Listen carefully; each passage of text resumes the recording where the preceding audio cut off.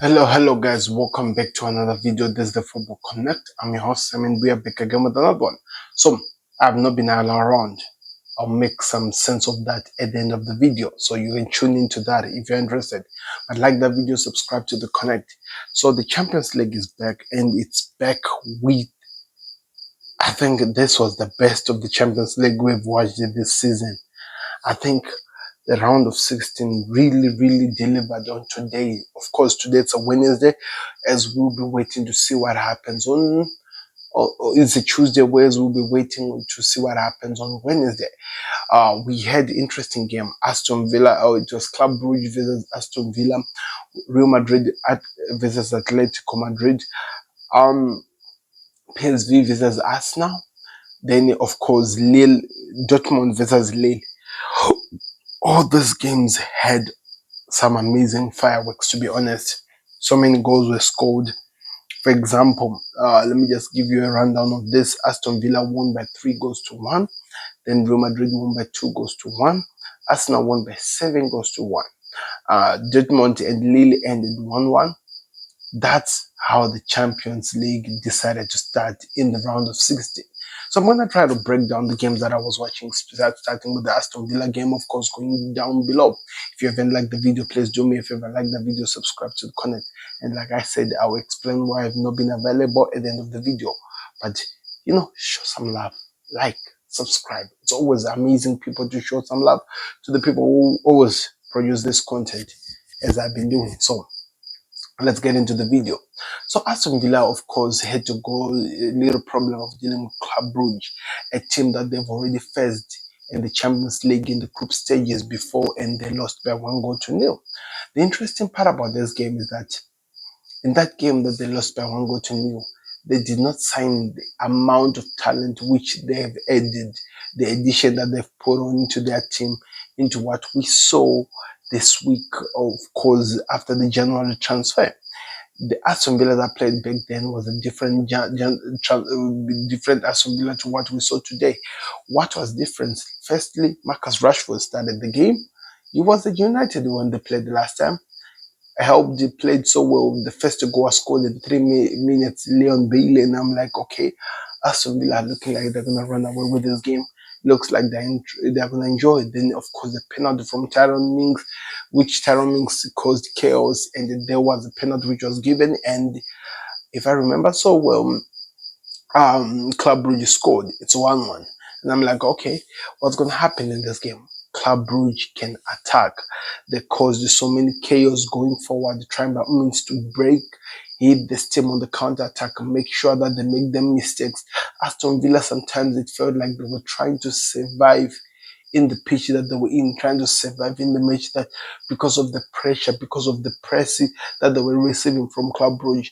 But in terms of the ball position, Aston Villa actually were controlling the position.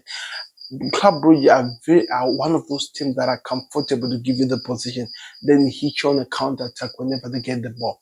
And we saw it numerous times in this game. We saw it a number of times when they were causing chaos, trying to cause so much problem to the team because of how much they offered going forward, how much they were really contributing in helping their team to go forward.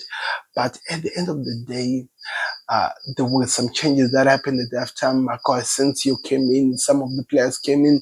It was literally like a new team of Aston Villa. 4 players were just substituted on in the second half, and at 60 minutes, and they started applying the pressure that they've been doing. But this was different. It was with players who were energetic, and the defense was getting tired of Bruce.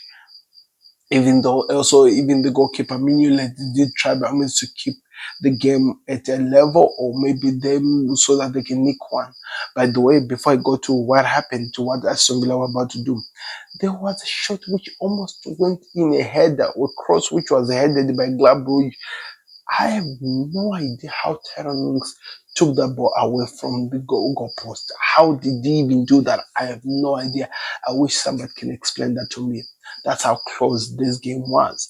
Then, of course, the game continued. Then there was a quick cross which was delivered from the right side, and Club Brugge defender scored himself.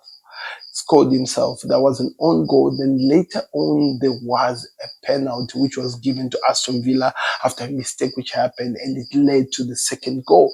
So Club Aston Villa left this game with 3-1, a confident and a comfortable lead, which they are now going to be playing at their home ground in the second half of this league game, of this Champions League game. It's going to be interesting to see what happens. What do Club Brugge do differently to what they did? Remember, this was in Belgium at Club Brugge's home. What can they offer now going forward? It's going to be interesting to see. We move on to the games which were played, the 3-at-1s, of course, the main game being Real Madrid versus Atletico Madrid. That was the Madrid derby, as well as Arsenal, PSV playing Arsenal. Remember, PSV went into this game with so much confidence, thinking that because they beat Liverpool by 3-1, they can cause 3-2, they can cause chaos and also cause Arsenal problems, because Arsenal have not been performing well. Well, I don't think what they saw was exactly what they expected. But that's not what we're actually going to start with. We're actually going to start with the Madrid derby. The game started so well, like I always say. Real Madrid trying to put pressure. Then an amazing solo goal, which was scored by Rodrigo. Early 3 minutes in the game. Oh, it was even earlier than that. Then, okay, we don't know what happens in the game. Real Madrid are defending so well. They have Camavinga and Suman in the game, helping out Valverde, coming from the right back, making sure that everything is kept according to what they planned, Ancelotti's plan was. Then out of nowhere, and to be honest, this was out of nowhere, Julian Alvarez scored a screamer. Of course, that what's his name? That Real Madrid player who scored was also a screamer, but also this was a screamer. Tense this whole entire game against, I meant Rodrigo.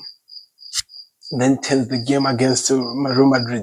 The whole entire game, Real Madrid were struggling to have control over the match.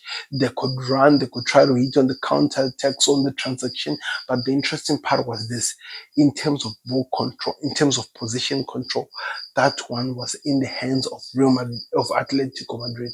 And I have to say, they did this to the end of the game, even though they felt like the end of the game was different. They controlled this game to the T. Real Madrid could not cause anything going forward. They struggled until, of course, is it Ibrahim, what? If I'm not, I don't want to say this name wrong.